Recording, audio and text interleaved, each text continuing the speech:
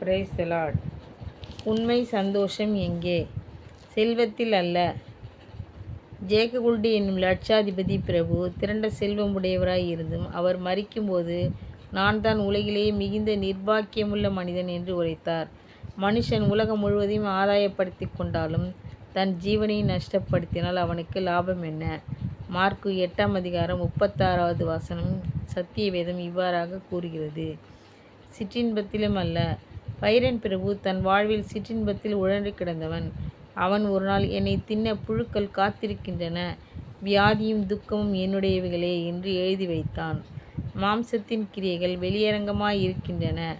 அவையாவன: விபசாரம், வேசித்தனம், அசுத்தம், காம விகாரம், விக்கிரகாராதனை, பில்லி சூனியம், பகைகள், விரோதங்கள், வைராக்கியங்கள், கோபங்கள், சண்டைகள், பிரிவினைகள், மார்க்கபேதங்கள், பொறாமைகள், கொலைகள், வெறிகள், களியாட்டுகள் முதலானவைகளே.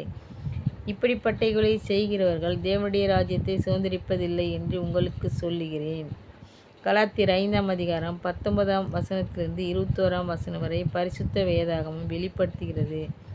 பேர் புகழ் பெறுவதிலும் அன்று. வெளிப்படுத்தின சுவிசேஷம் 13:10 திருமறை இவ்வாறாக எச்சரிக்கிறது: கண்கண்ட இடமெல்லாம் போரிட்டு பிடித்தான் மகா அலெக்சாந்தர் அரசன். ஆயினும் முடிவில் போரிட்டு பிடிக்க வேறு இடமில்லையே என்று அழுதானாம். சிறைப்படுத்தி கொண்டு போகிறவன் சிறைப்பட்டு போவான். பட்டயத்தினாலே கொல்லுகிறவன் பட்டயத்தினாலே கொல்லப்பட வேண்டும். வெறும் அரசியல் பதவி வகிப்பதிலும் அன்று. நியூயார்க் பட்டணத்தின் ஆளுநராய் இருந்து ஆட்டி படைத்த வில்லியர்சு வீடு என்பவர், என் வாழ்வு எத்துறையும் தோல்வியுற்று சோக வாழ்வே என்று முறையிட்டார்.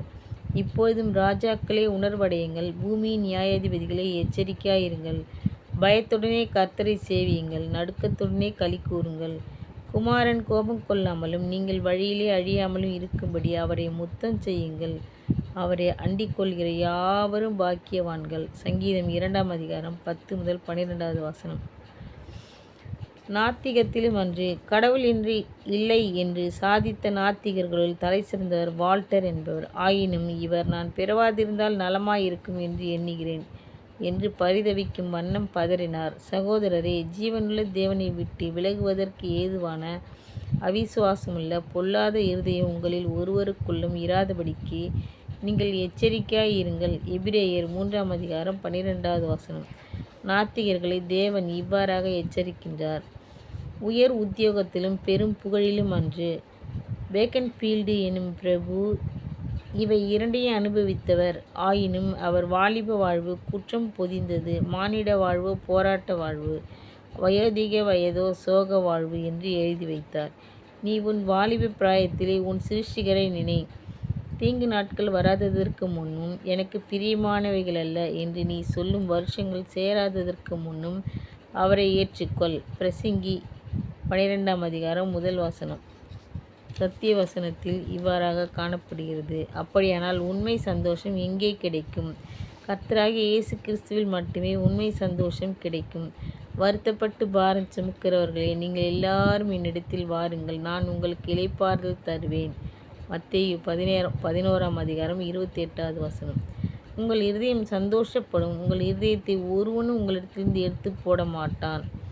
யோவான் 16:22 கர்த்தராகிய இயேசு கிறிஸ்து திருவுளம் பற்றினார். கர்த்தரை நம்புகிறவன் பாக்கியவான், உண்மை சந்தோஷம் உள்ளவன்.